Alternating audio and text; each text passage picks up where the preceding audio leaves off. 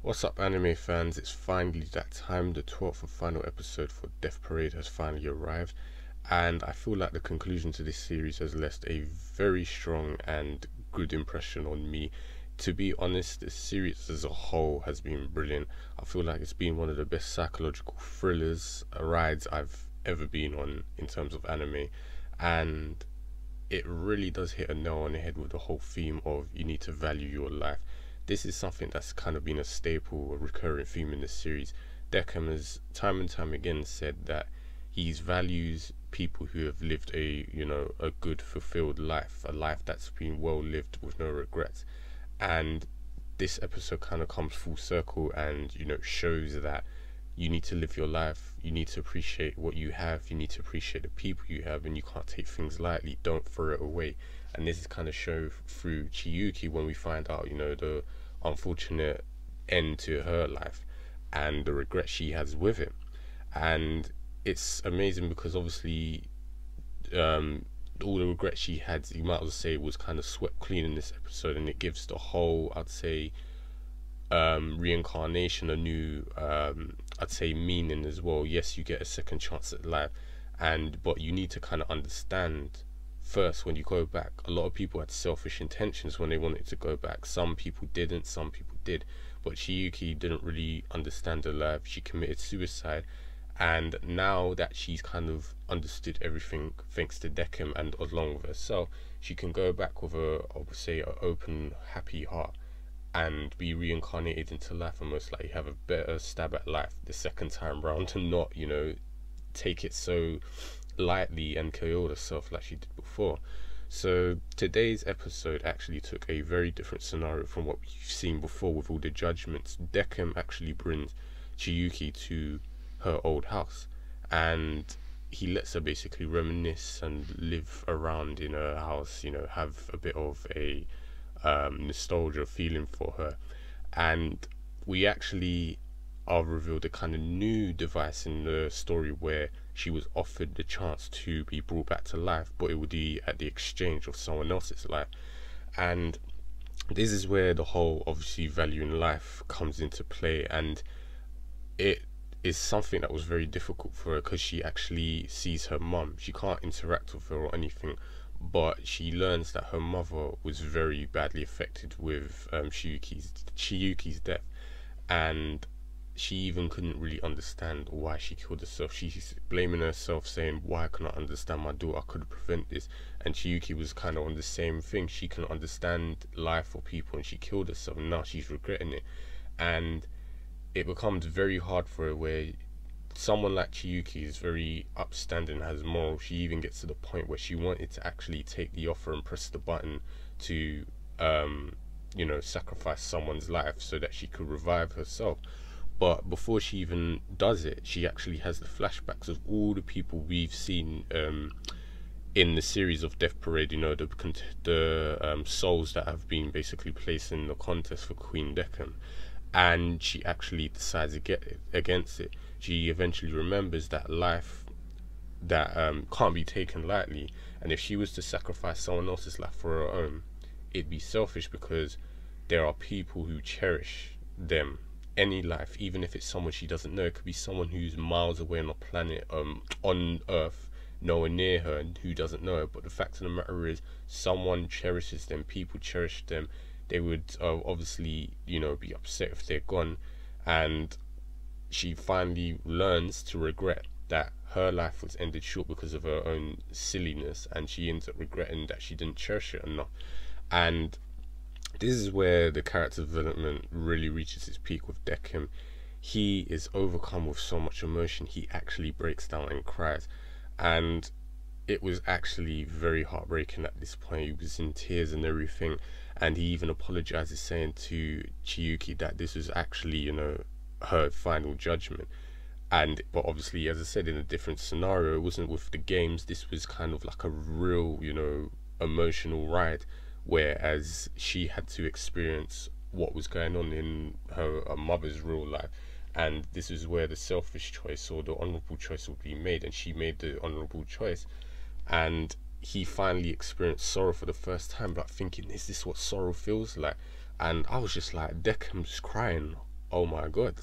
And the embracing they did, like she was understanding him, it was so like the understanding between them, the mutual obviously understanding and respect was so apparent here, was really brilliantly done.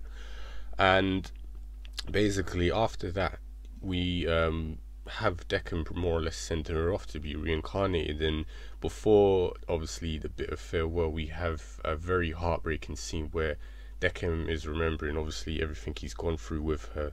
And we even had a bit of a humorous part where Chiyuki was saying, why don't you try smile in the future when you make your judgments, and he makes this kind of cat-like smile which is very horrible looking, but it was hilarious before obviously the bittersweet farewell where they have to part. And obviously as the doors are closing, Deccan gives the most genuine smile I've ever seen, like his first true smile, and this completely shocks Chiyuki that she's actually brought to tears. And the smile was really sweet. I mean, it was so satisfying because it feels like they've both kind of, you know, really fully awakened their emotions, especially Deccan. I mean, Chiyuki was lost. She had no idea what she was doing. She killed herself. She regretted it. Now she's finally, you know, come to terms with that. And Deccan has fully unlocked his emotions and has become more human. And as I said, despite the fact they've been separated, it was separated on such a very beautiful way. And as I said, everything's resolved, everything came full circle. Enjoy life, and you need to not take anything like that lightly. So the smaller plot of this actual episode involving Oculus and Noonan was very scary in my opinion. Oculus was perceived to be a villain, but he's actually just a creepy guy. If anything, he's just a bare bones arbiter. There's no grey area for him. It's just black and white. He makes decisions. No human emotions are involved. But Nonan, obviously on the opposite, believes that arbiters are more than dummies. They need emotions to make judgments. And we later see, obviously later on, when Nonan is observing, you know, the scenario with Deccan and Chiyuki with Oculus, showing that it's important for, you know, humans to have it's important for arbiters to basically judge, you know, make judgments part of the humans. They can't just do it based on themselves. They need to be involved in this. This needs to be a mutual kind of thing. They need to understand them. They need to feel suffering so they can actually make a good conscious decision. And obviously Oculus, he really doesn't give a crap. He's still in these ways, and it's basically, you know, kind of had this whole divide of what some arbiters think and what some do. Some are in the old ways, some think the new ways should be brought in. So the last little scene we have is the after credits where Oculus has said is frightened, and he's implemented a fourth new law: arbiters must not work hand in hand with life, as it will ruin them. This seems like this is something he can't comprehend and doesn't want to happen. Arbiters are basically machines in his eyes. They make judgments. There's no grey areas. There's no human emotions. There's no judging with humans involved. It's just basically you're judged. You're going hell. You're going to the void. You're going to reincarnation. End up. But we also see Ginty and Clevis, and they're hanging out. And funny enough, despite Ginty kind of being also portrayed as a villain, he's not. He's just another arbiter that sees things as it is, because he actually kept a wooden doll memento of Mayu, so you can see there's some sort of emotion in him as well. He's not as cold as we were originally to perceive. And I'd say the final scene was with Deccan. He continues his work as an arbiter, and he welcomes his new guest into Queen Deccan, but now it's with a genuine smile. And this is thanks to Chiyuki, who actually the mannequin was kept to sit beside him in the bar, which was really, you know, kind of sweet but heartbreaking at the same time.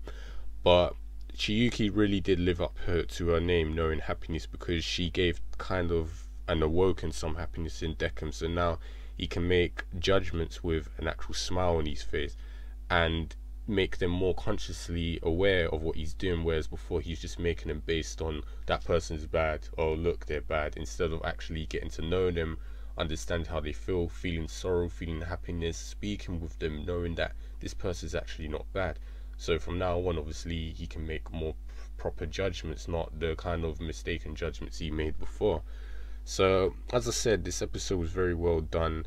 It's kind of left me very happy, despite the fact that the world of Death Parade the way Queen Deccan works, the whole characters are still quite mysterious. You know, we could have had more development with them or more explanation, but it doesn't ruin the series for me. I still feel left satisfied, and I'm very pleased, you know, to watch this. I really did enjoy this. As I said, it was a very enjoyable psychological thriller, and if another series was to prop up, I'd be happy. But as I said, if it was a one-off and it was just to make its point of value life, I would be happy. I think the series made its point very well, and it's good enough as it is. So as I said, that's it for the final episode. Very emotional ride, very beautifully done. The music, the artwork, as usual, has always been on point.